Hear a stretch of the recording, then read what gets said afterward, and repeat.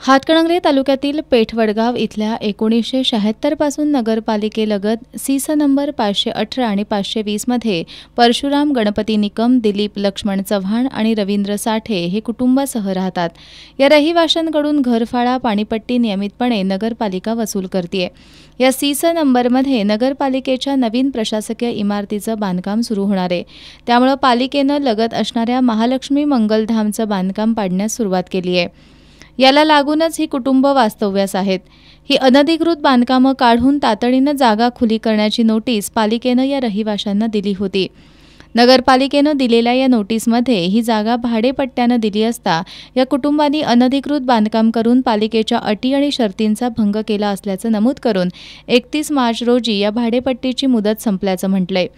ही जागा नगरपालिकेच्या नवीन प्रशासकीय बांधकामासाठी आवश्यक असल्यानं ही जागा खुली करून द्यावी असं या नोटीसमध्ये म्हटलंय।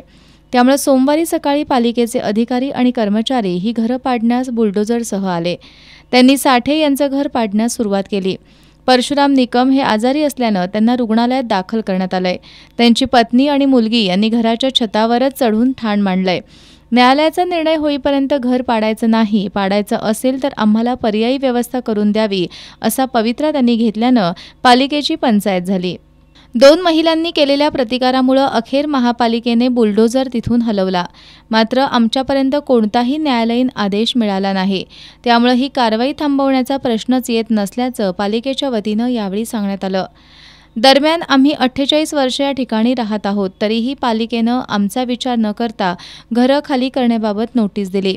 मात्र एकही राजकीय नेता अथवा कार्यकर्त्यानं आम्हाला दिलासा देण्याचा प्रयत्न केला नसल्याची खंत निकम कुटुंबियांनी व्यक्त केली।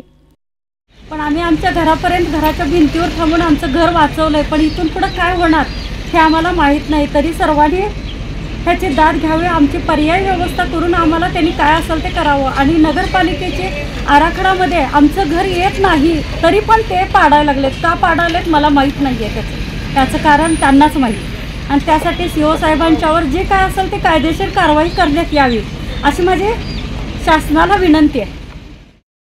आदल्या दिवशी घरफाळा आणि पाणीपट्टी भरून घेऊन दुसऱ्या दिवशी जागा खुली करण्याची नोटीस दिल्याचा आरोप यावेळी या कुटुंबांनी केला।